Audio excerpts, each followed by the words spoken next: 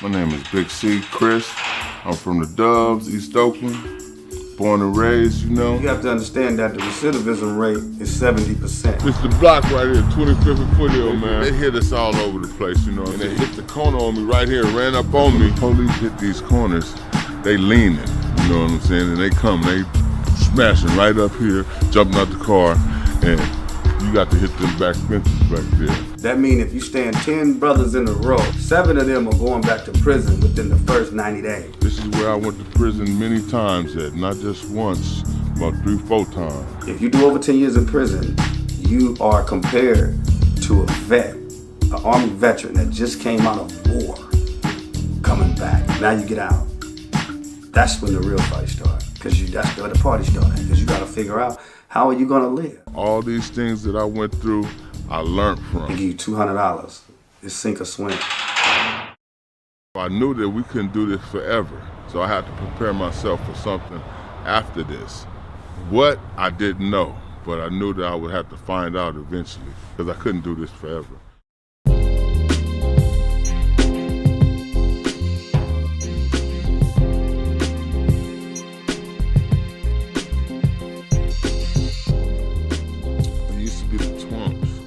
Then it turned into the Murder Dubs. That's what they call it now.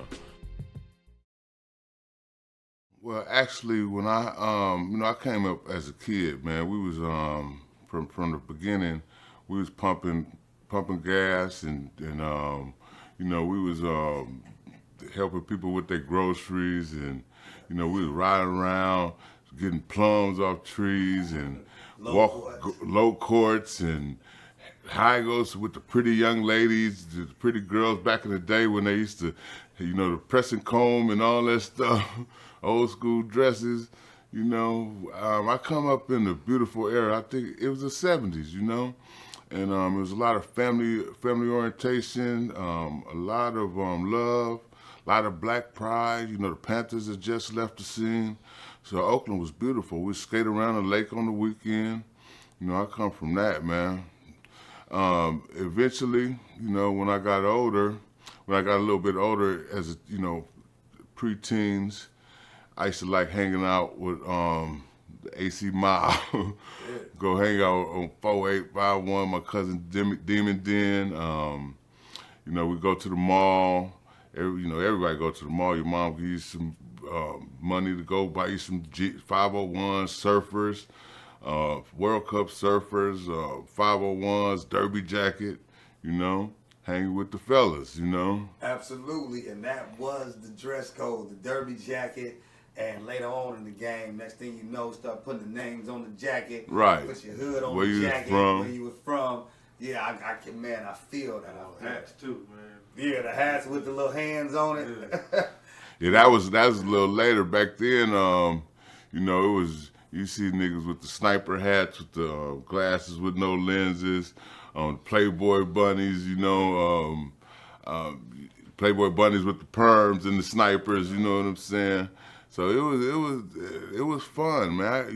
I grew up on 23rd, so I used to look at Mickey Mo and all them, and them was OGs, and we was kids back then. We couldn't even walk past there. My mom would whoop our ass if we even walked past Tony's Liquor. So. By 16, I was on 96. I was grinding. I was grinding, and it started way before then.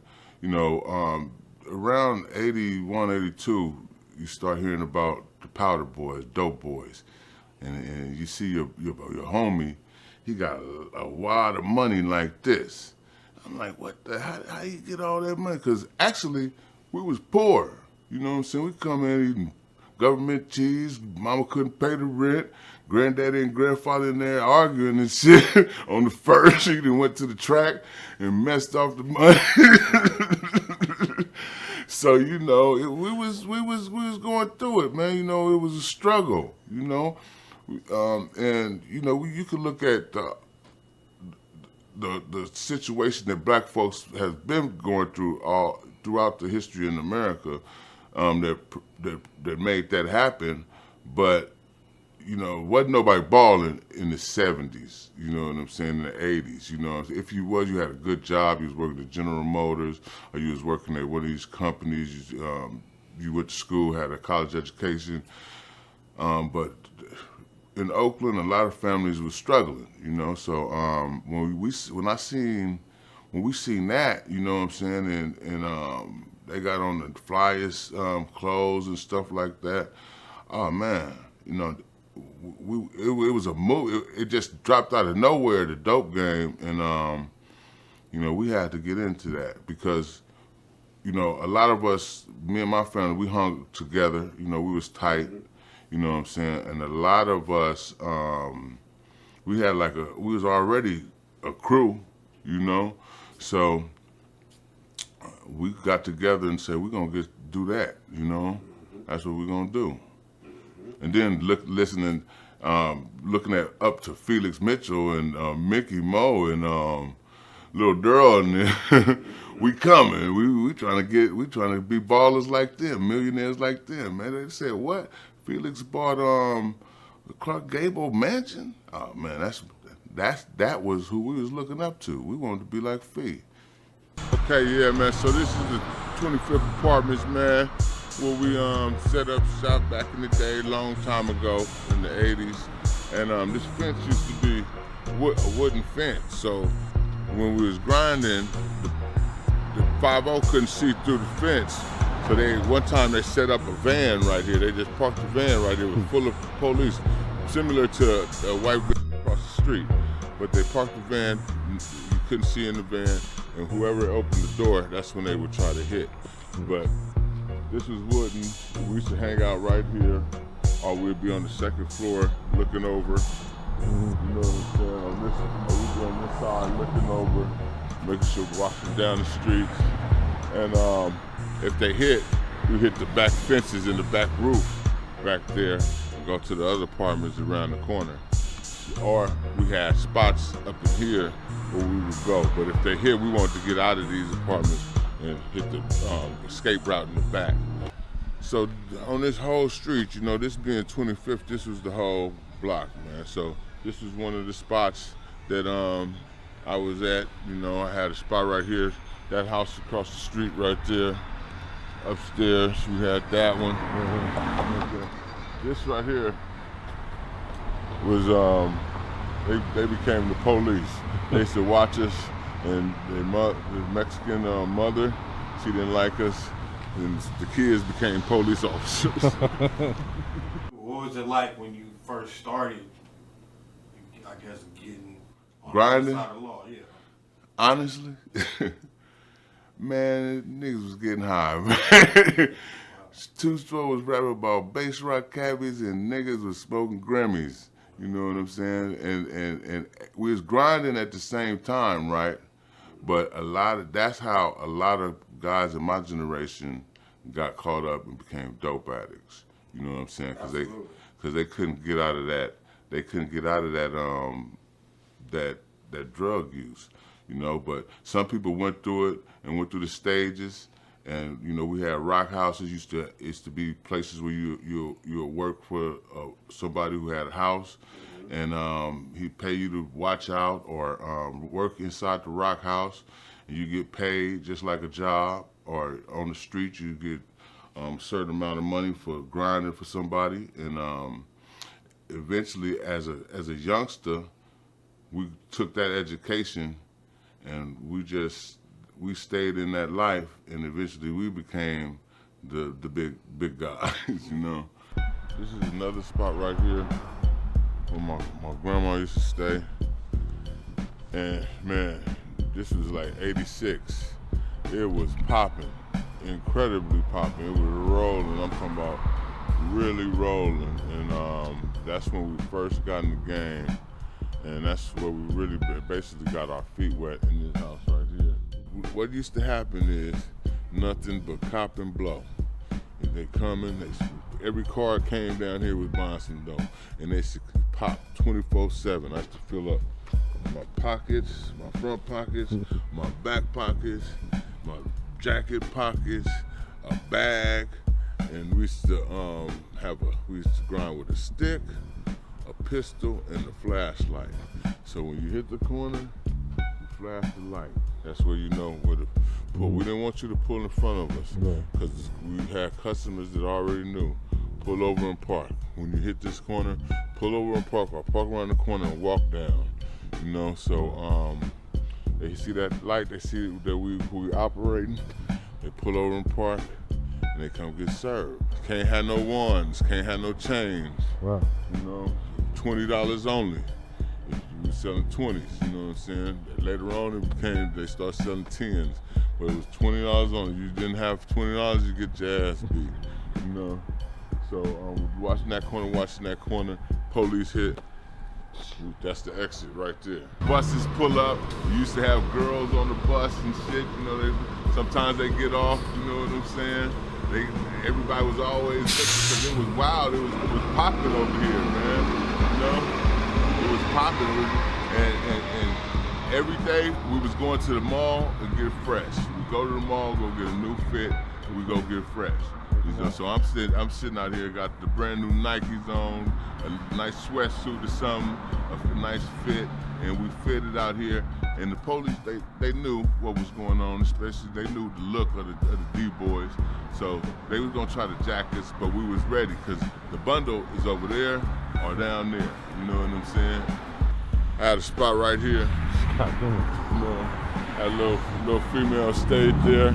Okay. It's a roll out here. You know, have somebody watching these corners.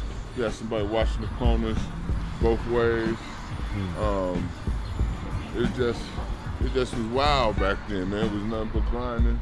These apartments, we had these apartments right here. It was nothing but strictly grinding going on here. You know, people that lived here, they knew what time it was. It was like, you know, they was under siege because we'd have, I'm not gonna say everybody's names, but it was more people than me. And we had the block, man. It was $1 million spot over here. So every day was just non-stop traffic coming through this corner and coming from that way. You had people coming from Alameda, getting off the BART station. But not only that, it was different spots all around. You know what I'm saying? You had spots up here, spots over there. You know, I'm not gonna say too many people's names. No. You know, but yeah, we would grind all day, and you know, motherfuckers for a brief period, for about 2-3 years. You know what I'm saying? That's what it was. You grind all day, then at night you meet up with your partners. Where I was at, you know, I first started grinding on 96. You know what I'm saying? 96 was very violent back there. There was a lot of niggas over there, and it was a lot of the players in the game came through 96 because 96 was rolling, you know. Lipston was down there, Kim Servine, Brim and Fat Ran and Ice-T and all of them, Birch, Ota B and Art and them. So it was a lot of stuff out there, man. And you know, as we got into the game, because you know it was like a whirlwind. It hit us, and we didn't know what the hell we was doing. You know what I'm saying? Once we straightened up and seen what the capabilities of, then we start getting money. You know what I'm saying? Then niggas couldn't, if a nigga was blowing or doing any of that shit, he couldn't fuck with the real players. You know what I'm saying? Absolutely. So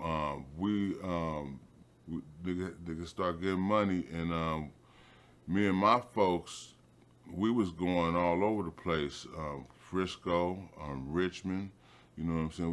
We took over a spot in Richmond. Me and my brother and my partner Ice-T, we went over there to San Francisco to fuck with them boys out there. And we had a spot on 96th, then my grandma moved to 25th. We created a whole spot on 25th. That's where I'm from right now, you know what I'm saying? And 25th was like $1 million spot, you know what I'm saying? That was like a spot, it was under. We had a lot of different races that used to come through there. But they used to, you know, when we first started grinding, BGF told us that we couldn't grind. It was just, you know, because it was some guys that was drug addicts that tried to intimidate us because 15, 16, 17 years old, you know. And I had a whole household of family members, youngsters, you know, and we grinding. And they tell us we got to pay them, but they just crackheads, you know what I'm saying? So we start mopping everybody, you know what I'm saying? We used to have the ambulance over there every day. They say them youngsters ain't playing. Them youngsters ain't playing. And I heard a guy, because I went to Santa Rita. I went to jail one time, and an OG, he told me, he was talking in a bullpen talking about, the feed them, and how they set up shop. He said the first 30 days, first 2 months, we whooped ass, and then the turf was, you know, made, that it was cool. So we took that mentality, and not only did we do that, we bought a lot of guns, because you could buy anything. They would sell it. They'd sell you a kitchen sink, a whole kitchen, a whole house. You know what I'm saying? So we bought all the guns, and we was in a mob mentality, and we embraced that, and we took that life, and we lived that life to the fullest, you know what I'm saying? Even if we would expire or die, we was living that life. We had a saying, Super Bowl Sunday on the 50-yard line, it's gonna happen. You know, it's gonna go down. We used to war with the police. We used to, we had, if you go to where I'm from, we have a big apartments on Foothill, and then we had some other apartments around the corner. The apartments on Foothill we use in the daytime to grind. The apartments on 25th, we used as a nighttime spot. The late night spot was legendary over there. It was rolling, super rolling, you know what I'm saying? And when we get hit over here, we hit the back fences, and come up 25th, we have apartments over there, and we'd hide out over there. When we get hit over here, we hit the apartments, the back fence, and the back roof, and we'd be over here, you know. So we had operations. We used to practice, escape routes, you know what I'm saying? Absolutely. Our escape route went from 25th all the way to Fruitvale. We had escape routes all the way that way. So it was really fun, you know, at that time as a youngster, man. You know, as a youngster, it was some fun stuff, and we knew the police personally, and we were brave young men. You know what I'm saying? We put our dukes up with them. This used to be an open field. We had this house too. So this used to be an open field, and it was hella overgrown weeds, and we'd hide big assault rifles and a lot of guns in there. And you know, if somebody came up, it was very easy for us to run and go get one of them weapons and defend ourselves, you know. I got shot right here. I got shot twice. I got shot in the shoulder, right in the middle of the street, right here. I was serving, because we used to run up in the middle of the street and serve. Yeah. That's why we start telling them to pull over and park, you know, because they'd hit your hand up and drive off, or try to rob you, and you know, so we make a pull over and park and walk over here. So it was some Chinese, actually, the Vietnamese, and they my partner pushed me, said, "Chris, he's got a gun." My partner pushed me out the way. They were trying to shoot me in my face, because we used to whoop the ass. We whooped a lot of people's ass too, so I don't know what we probably whooped one of their folks' ass. And that was because, you know, if you didn't follow the rules, you get your ass whooped. I learned that from the OGs. So he pushed me out the way. They shot me in the shoulder. I was so motherfucking out of it. I went downstairs and was smoking before I went to, they told me to go to the hospital. I went to the hospital. It wasn't nothing, it's still in there. One time I was walking up here, and I had just got into a fight with one of my little partners, man. And I beat him up. You know, I was kind of bullying people. And I get to this point, and I got a pistol hidden over across the street at that other spot where the rat ate the dope. So I'm going to get my pistol because I know they're going to come.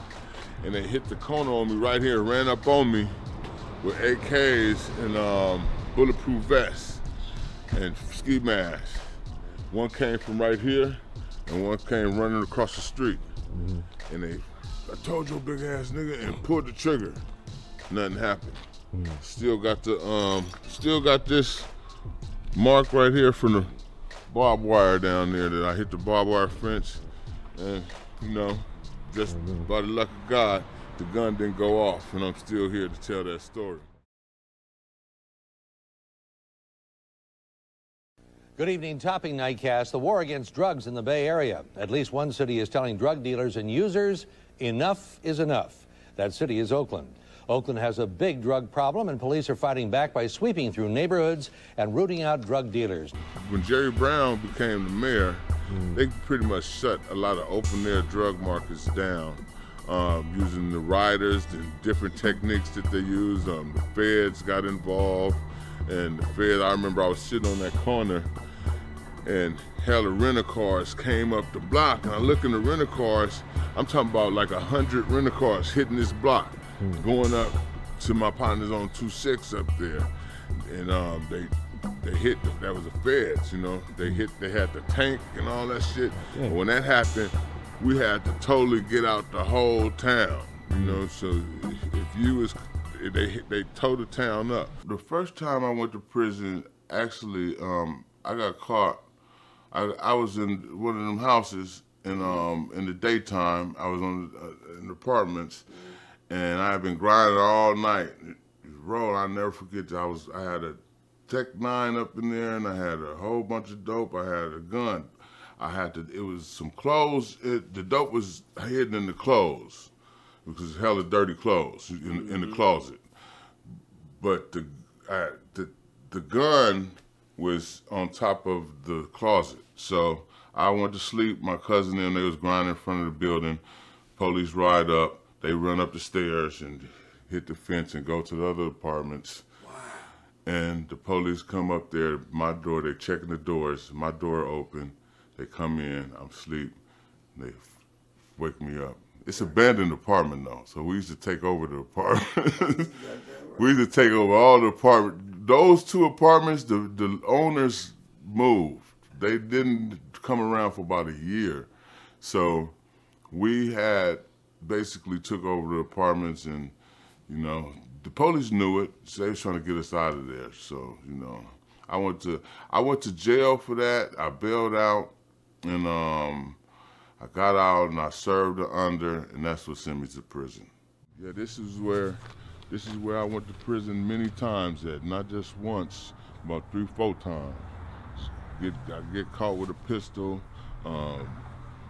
get caught serving the under. I got away a lot of times. I served under one time. I knew they was the police because I was drinking some Hennessy and I was full, but I knew I could get away, so I served the police on purpose. I served this motherfucker, man. They hit the back fences, and they pulled my jacket off. I run, I jump, I fly. You know, you got back then, man, I got so many barbed wire, all kind of nicks in the brazen. So I do a Olympic somersault over the fucking fence, barbed wire. You don't care where you land, you better get your, cause they call it, nigga, we gonna beat your ass. They pull my coat off me. You know what I'm saying? They try to grab me, my coat come off. So I'm over the fence, right? Running the apartments, run up the stairs. We knew the managers we knew all the people in the community. So I run up the stairs, the manager of the apartments, he outside. I'm like, man, I'll give you $100. Let me come to your house. His door open, he let me come in. I lay behind the couch. I'm breathing hella hard. Police, they all look up. I hear him outside his door. You see him? No, I ain't see nobody. But I'm laying down there. They looking for about 30 minutes. They leave. Man, I got the marked money. I send them to the store. Go get me a big thing of Hennessy. You know what I'm saying? And that, you know, you get away sometimes, but when they catch you, it's cookie dough. Yeah, so when I got caught that time, and I ended up going to prison. Going to jail, period. I never liked jail. I don't like that's why I changed my life. You know, so I going to jail. Period. Santa Rita, man, was you know, Santa Rita back then. I went to back there when it was on Greystone. I went to the old Santa Rita first. old You know what I'm Santa saying? Rita. Oh, Ooh, old right Santa there. Rita. When I first get on the yard at Little Greystone, because I didn't go to Big Greystone. That was for the shot callers and the BGF. I was 19 or something. So I go to old Santa Rita, right? And when I get there, they had them white outfits, right? I see a nigga coming towards us all red. And I'm like, why this nigga got on red? And then as you get closer, it's blood. They used to beat them. They used to beat your ass with the mop bringers because when you get locked up in the unit, it's no police in there, you know? So it's just 32 inmates, 30 blacks, whites, Mexicans over here. And you get locked up in there, you a snitch, or you on some other, you did something to somebody, they gonna mop bring. The mop bringer was famous, so I was kind of scared when I first went. I was scared as hell. Then them dope fiends that we was whooping, arms was this goddamn big. I was terrified, but you know I always had heart, so When they see them on the street, whether they, you know, are drug addicted or not, would you say this, that they can do that on the street, but that same dope fiend that you beat up or you might mess around or, you know, do whatever, if you see this dude in prison, he's a whole nother dude and he just might be a shot caller. Right. Some of them was, you know what I'm saying? And they get them drugs out their system. They're not dealing with that weakness no more. They fresh again, and they'll put it on. They stab you, kill you, and rape you. You know what I'm saying? They had niggas in there. This one nigga, Mike, had a youngster up in there giving him pedicures and shit. I'm like, man. These niggas is so, but I had heart though, man. I went up in there, I started learning how to jail, you know what I'm saying? Because jailing is a skill. And niggas started, never lie. I started doing my push-ups, you know, and that's when I really, because I used to be kind of, you know, I was always big, but I didn't have no definition.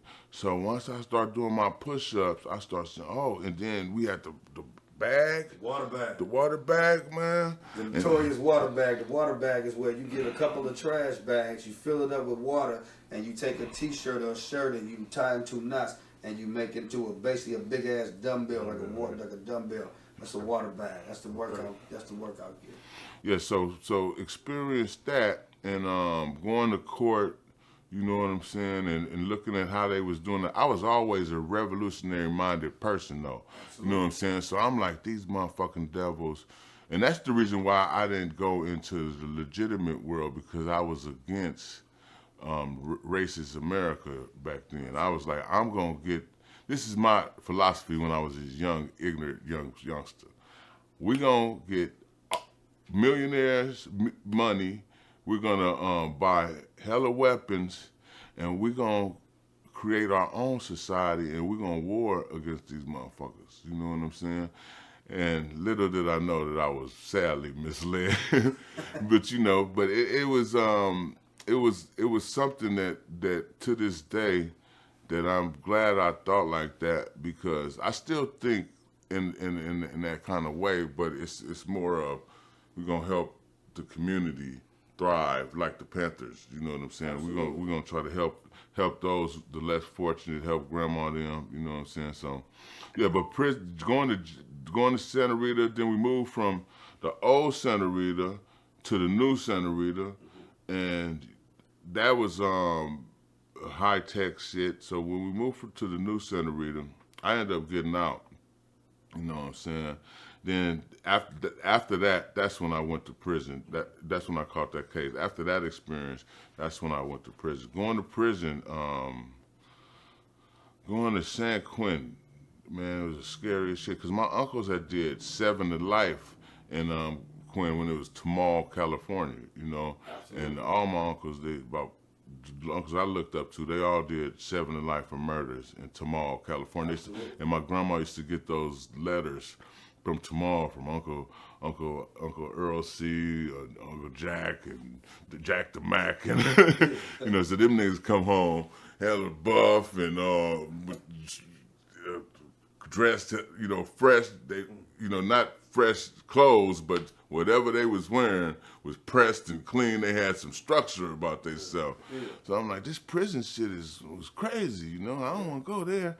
So, and then I heard about George Jackson. I always read about George Jackson, and they welded George Jackson doors shut for like 5 years. You know what I'm saying? Wow. Welded his doors shut, so he didn't even come out his cell for 5 years. So and Jonathan Jackson, I always looked at that like, man, we're gonna avenge that shit. So for those that don't know the story about George Jackson and Jonathan Jackson, George Jackson was incarcerated, and George Jackson was going to court. Jonathan Jackson tried to free his brother, went into the Oakland Superior Court. He let off some shots. Marin County. Marin County. Yeah.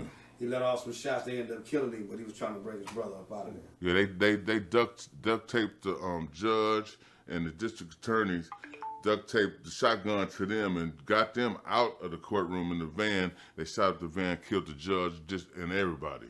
You know what I'm saying? We ain't gonna even do no Jonathan was 17 too. 17 years old. Yeah. Jonathan Jackson. Going to get his go get your bigger brother out. Pop talk about it. Let's, Yeah, first, going to prison and you're seeing a man who liked women, you know what I'm saying, seeing all these homosexuals, and then not only is they gay, but there's some tough gay motherfuckers, Then they had their stories about what was the big guy? Purple Passion. Knock you out. Knock you out and sit on you. You know what I'm saying? Dick. You wake up, your motherfucking ankles around, your pants around your ankles and your dick moist. Yeah, so that was that. I didn't like that. Yeah, I didn't like that type of thing. That turned me off from prison. You know what I'm saying? It was laws in order, and like you had the Kumi, BGF, Aryan Nation, the Mexicans, and in jail, everybody, they going to court. Anybody come through jail, I'm about to get out tomorrow. But in prison, you got motherfuckers that live there.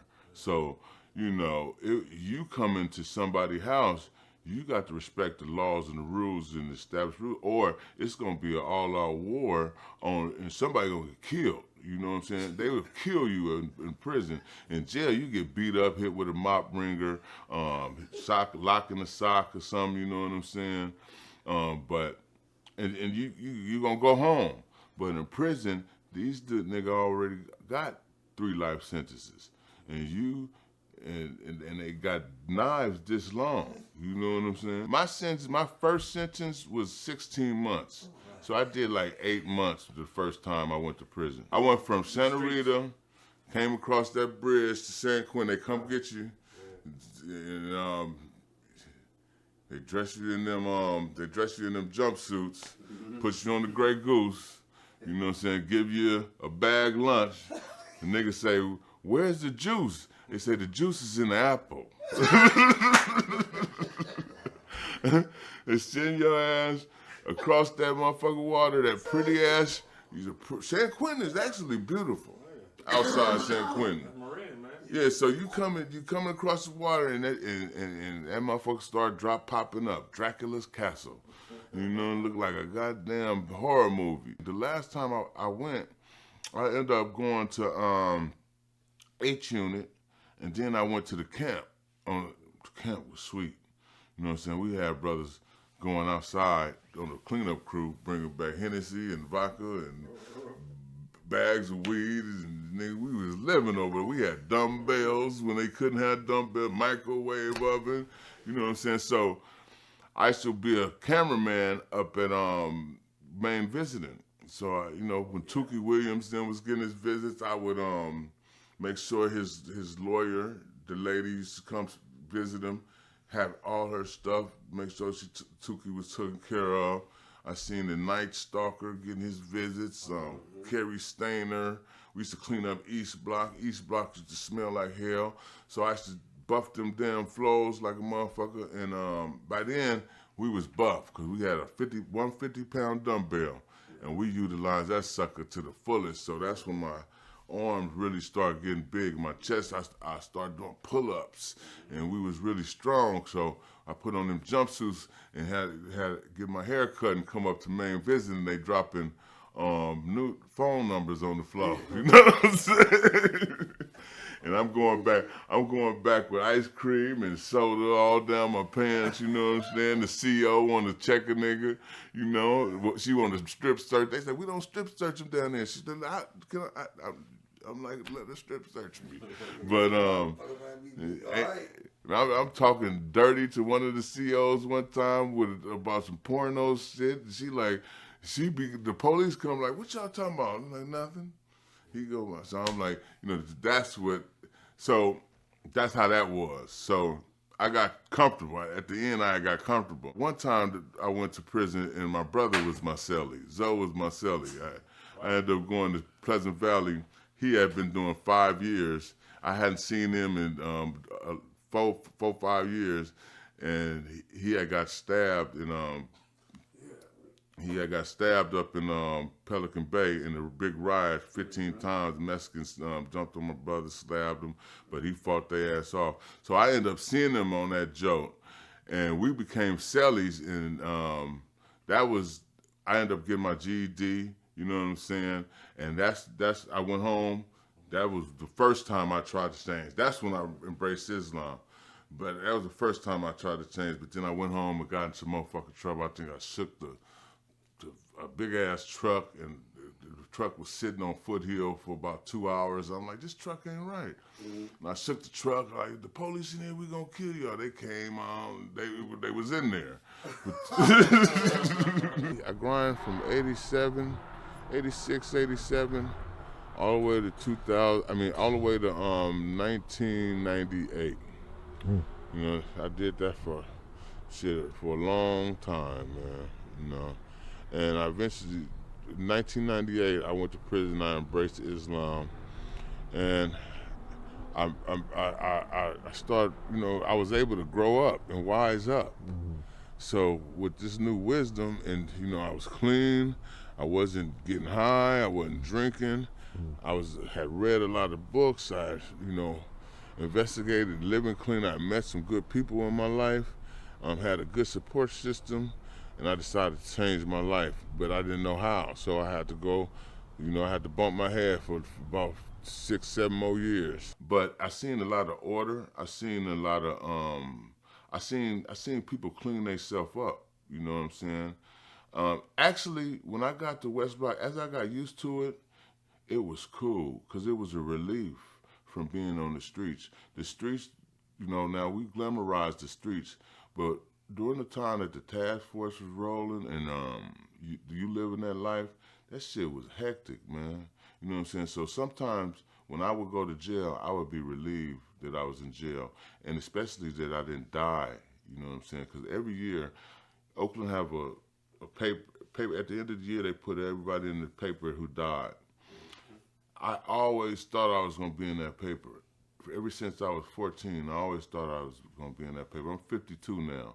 So it's a blessing that I made it this far with all my faculties and doing what I'm doing, you know what I'm saying? But I always thought I was going to get killed because it was very dangerous. And the police, man, you know, that situation, you always had to look over your shoulder.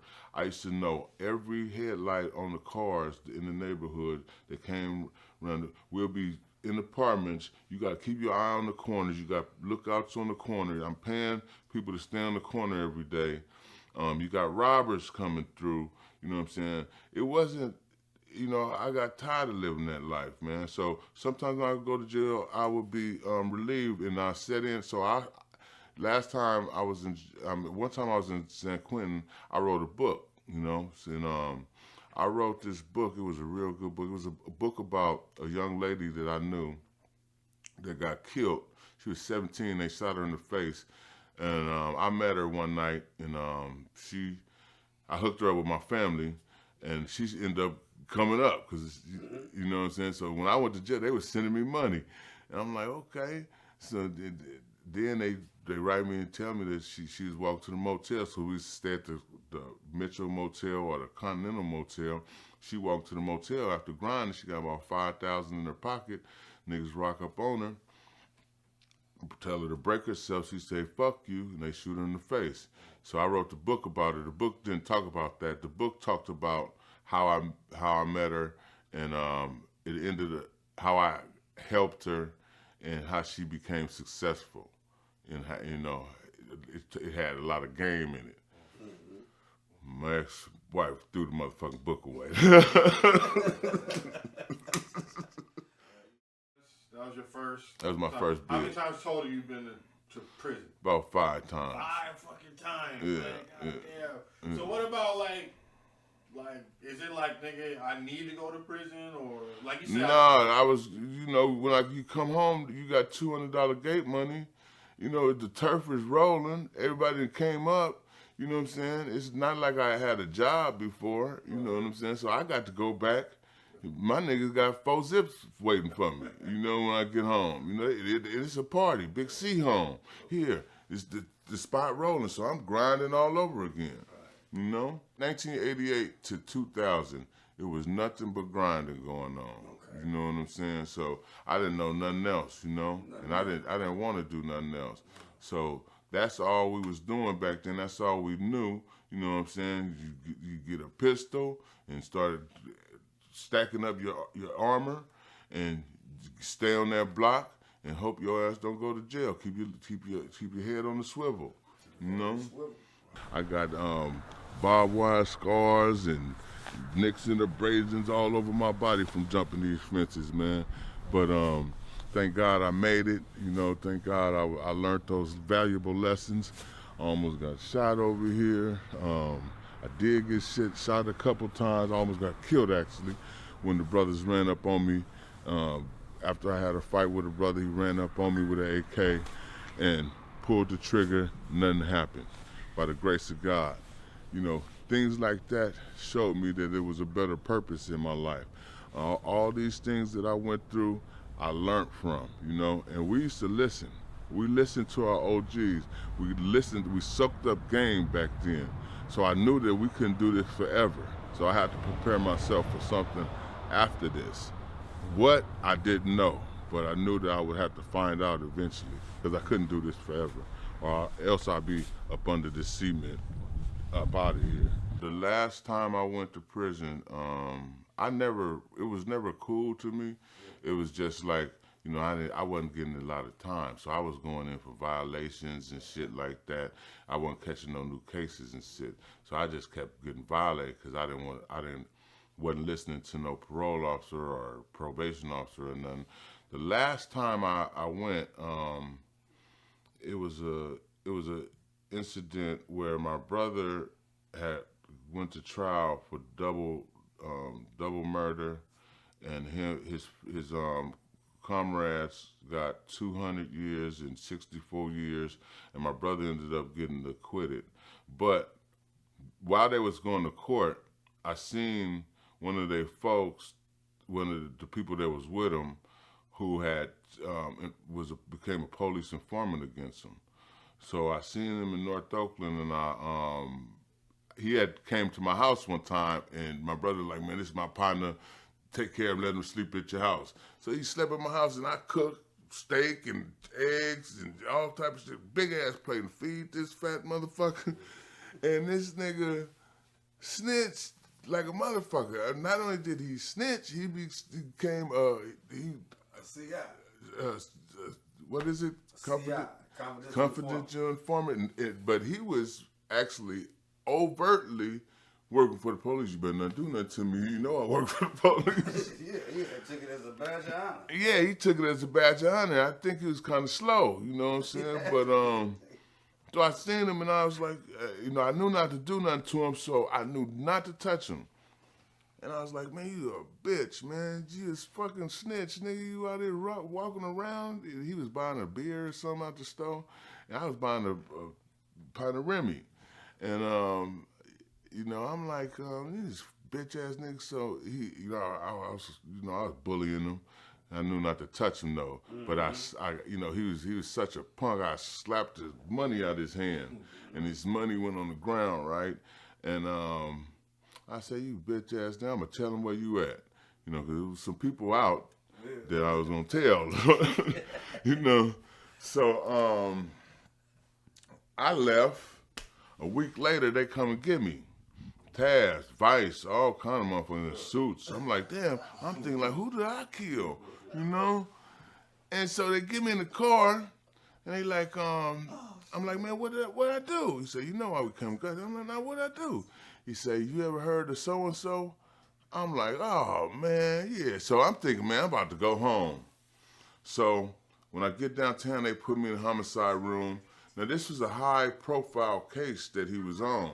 So I was tampering with, fucking with this witness. And the district attorney at that time had a hard-on for this case, and he wasn't playing about this case.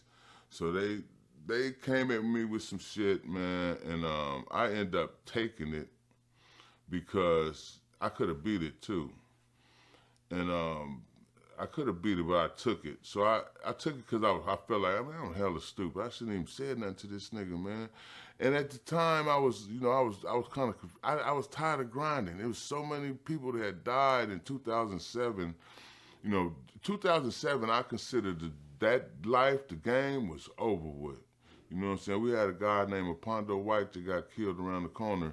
You know what I'm saying? And it was just like, I was like, the feds had hit everybody, took a lot of people to jail, and I was like, man, and it was so hot, man, you know, the rioters and all that shit. I'm like, I'm finished.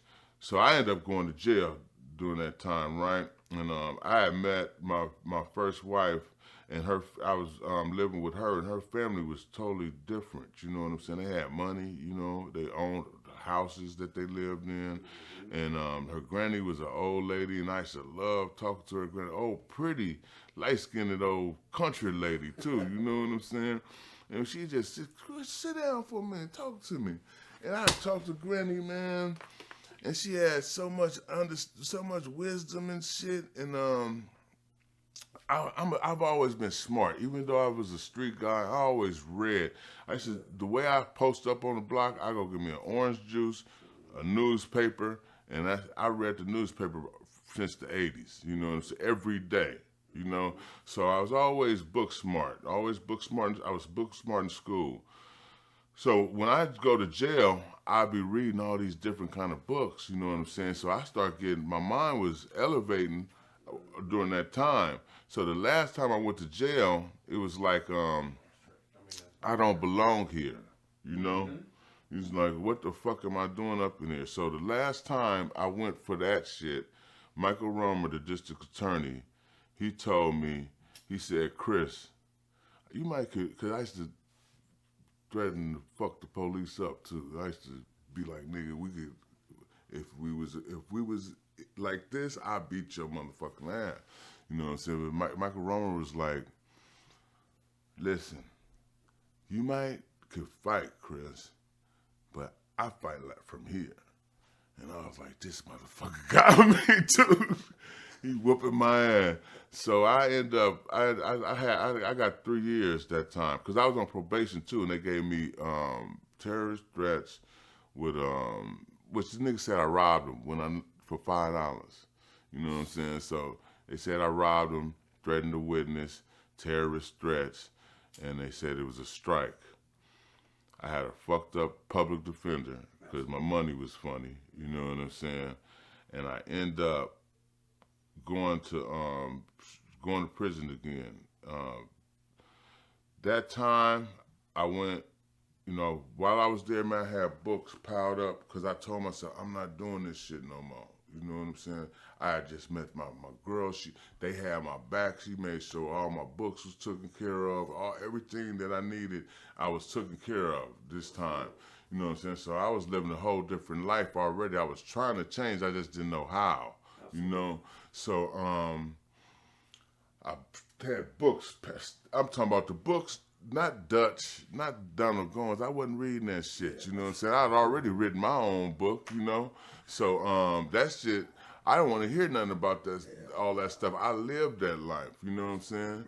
We actually did so much shit. You know what I'm saying, that I can't even get it out. So I was reading Psycho-Cybernetics by Matthew Maltz, How to Win Friends and Influence People, The 48 Laws of Power, Before the Mayflower, the ISIS Papers, all those gems, all them good books. I had them all, and they were sending me good stuff. My cousin sent me a book called Visions for Black Men. It was by Naeem Akbar. Talked about the male, the boy, which you born, the male, you born with a penis, the boy, no responsibility, little boy, and the man. And I read that book, and I asked myself, which one is you, Chris? And I was like 30. I was like, man, I'm the boy. You know, I ain't even got no motherfucking driver's license. I ain't got shit. I ain't got no job. I can't do nothing. I'm in jail. I'm a fucking boy. You know? So I held a mirror up to myself, and I was like, man, nigga, you gonna tell yourself the truth, nigga. We gonna be truthful with yourself. I got a lot of shit to fix within myself. So that's why I started stacking them books up, man. I started reading them books. I read the Bible. I read the Torah. I read the Quran. I'm talking about the whole books. You know what I'm saying? That's all I used to do is read. I used to put toilet paper in my ear. So I practiced not saying a word to nobody the whole day. You know what I'm saying? I practiced discipline. You know what I'm saying? I had my exercise program. I was slapping the shit out of people. Noise check, motherfucker. You know what I'm saying? I was mad at the motherfucker. But I was taking care of people too. I made it. They told me, Chris, you made this motherfucker into a masjid, because I start you know, after I start reading the Bible, the Torah, and the Quran, that's how I start getting softer. You know what I'm saying? I embraced Islam. I was a good Christian at first. I was trying to be a good Christian, learn all I could learn about Jesus, and the Bible led me to Islam. You know, so I'm spiritual. You know what I'm saying? Absolutely. So I always been God fearing. I don't want to ask God for nothing. I want to thank Him for so the prayers 5 times a day, keeping me God conscious and conscious, because I needed that. You know what I'm saying? It's like, you know, I'm hard-headed. You know what I'm saying? I got to stay grounded. If I fall off a little bit, shit, anything could happen. So the 5 prayers, the wudu, and the concept that there's one God, no man is God, God is one, and He's separate from His creation. Mm-hmm. That, you know, that appealed to me. You know, and it was just a higher spiritual thing. And we still love Jesus. So I was like, okay, as long as you love, because that's what my mama, you know, she named me Christ, Christian. You know, so my mama named Mary, and my name Chris, I'm Jesus. Jesus did. Well, thank you, Jesus. Where was you when I needed you, motherfucker? Yeah, I needed you at 15, man. Right. So I, you know, I was always spiritual, man. So I incorporated that in my you know, we all been traumatized in this life in this country. I incorporate that in my cleaning myself up, you know, getting myself together. I use that. I use the knowledge from the books, and I use holding myself to the truth, holding a mirror to myself. I can't lie to myself. You know what I'm saying? What am I doing in here? Am I that stupid where I got to keep coming back and forth to this motherfucking jail? I can't do nothing else? So that last time I went, man, the COs, I was working in the main visiting, and the lieutenant, he was like, Chris, they used to like me, you know what I'm saying? So they used to look out for me. They tried to send me to firehouse. They tried to send me to work in houses off campus at the gym. You know what I'm saying? But I only had like 2-3 more months, so I'm like, man, I'm just gonna stay right here. You know, so they like me. My girl come up and visit me. She got crab and steak, and they take a piece of my steak to tell Hall we took a piece of the steak. So it was cool, you know, because by that time, man, we had started making a pre-release program for the people on the ranch. Okay. Me and my partner, we took over the library, and we just was studying. We was making a pre-release program, and I found out. I was researching all the jobs that I can get once I got home with these felonies. So the Lieutenant Kramer told me, he said, he stopped me one time, I'm sweeping, yes, boss, you know, like a goddamn slave. And and he say, he said, man, you clean them fucking bathrooms up immaculate, man. You keep this place real clean. He said, why you can't get a job on the street? And I looked at him, and I was like, I didn't know what to fucking say. You know what I'm saying? So that fucked me up right there, man. I'm like, why I couldn't get no goddamn job? So, you know, I always look at it's racism, but I never really went and tried to get no motherfucking job, you know? But I always say it's racist, they racist. So that time I got out, mother-in-law came and got me. Me and my girl got married, big-ass wedding, about 26 days after I got out. The imam from prison came in and officiated over the wedding. We had a big-ass wedding right around the corner up at the park on 35th. And I was cleaning the motherfucker. Her mom gave us a house, gave us one of the house. The house was next door to Granny house. We got that house, so we got both houses. And they were nice houses in North Oakland. So, I was living, my girl had bought me like 20 fits, leather peacoats, and I got a Volvo, black Volvo when I came home. Moms come get me in the Benz. We go across the Golden Gate, and I got all this information that I've been teaching these youngsters in our prison pre-release class that we got approved by the CO, by the warden to do. So I've got Islam in me, you know what I'm saying? I got some Muslim brothers.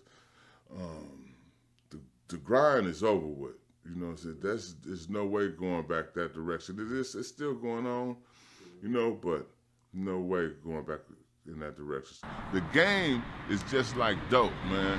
If you put yourself in that same position, in that environment, you're gonna relapse. So I had to change everything about myself. I had to be broke. I had to learn how to budget my money. I had to learn how to not get flustered because I was going through hard times. I had to embrace them hard times because that was what changed me. You know what I'm saying? And basically what I did different was just I persevered, I stood strong, and I just changed my mind, man. I changed my mind, said I can't go to these places no more. I went and got a job. I went and got a menial job, a little job. And those little jobs, I took baby steps. I took baby steps, got my ID, got my license, went to school, worked on getting a degree. And after I took so many baby steps, I look back, I took a huge leap. You know what I'm saying? So that's basically what I did. So I get out, I go stumble around for a while I'm working off Craigslist. I'm throwing the newspaper at the 100-year anniversary for the earthquake in San Francisco, the Chronicle. My niggas, E and T, they balling. You know what I'm saying? They doing all kind of shit. They getting money still.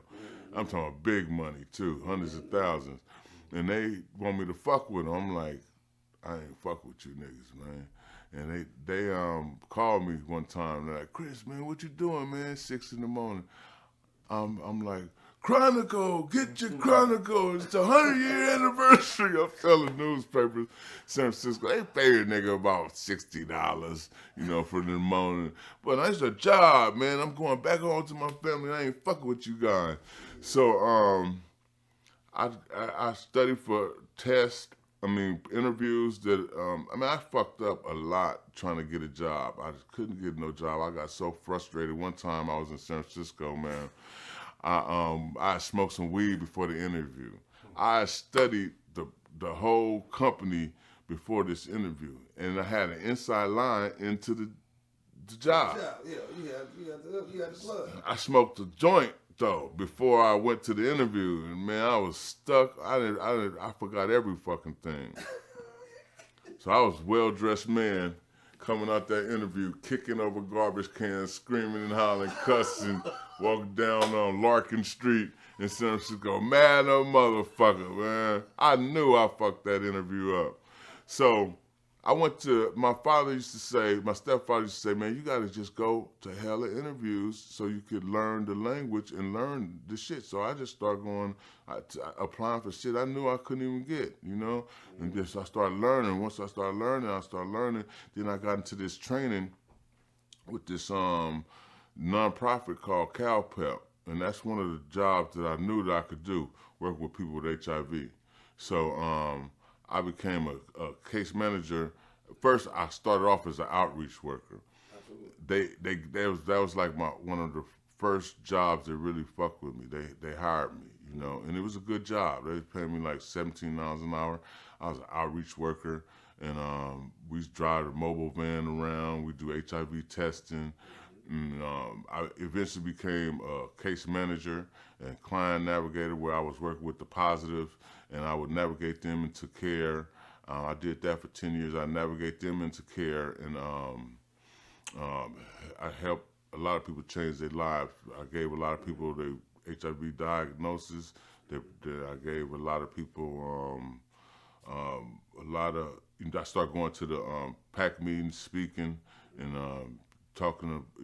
They had different programs in the job. So I started working on programs that was geared towards the formerly incarcerated, and I helped a lot of guys get on point.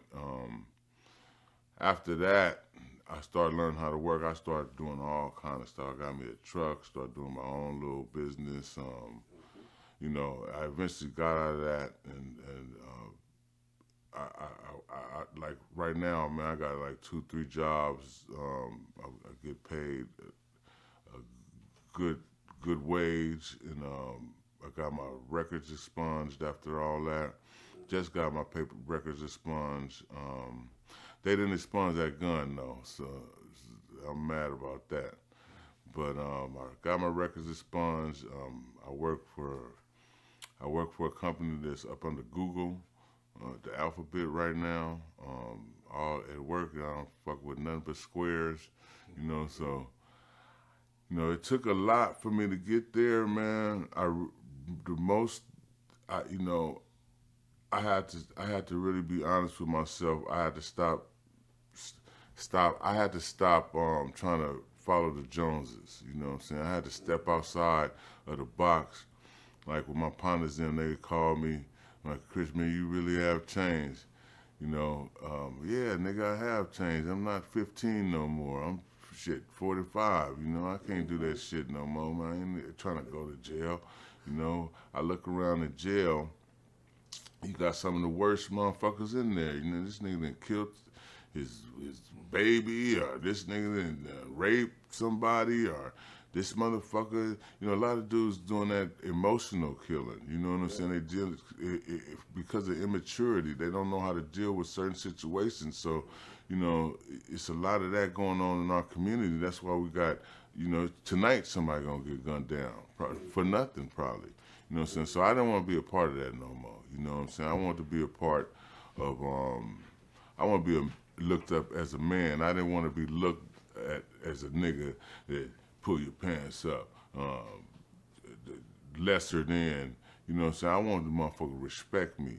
And when you look at me, you're going to respect me, and you're going to respect the next person that come behind me, because the image that I'm going to give you is going to awaken you that everybody is not stupid, you know what I'm saying? And I understand that a lot of us have been traumatized by what's going on in this country for all these years. But it comes a time when we gotta step our game up, man. And we we gotta be examples. We gotta be fathers. You know what I'm saying? We gotta be the ones who push the envelope and push us forward. You know. So that's what I want to be before I go up out of here.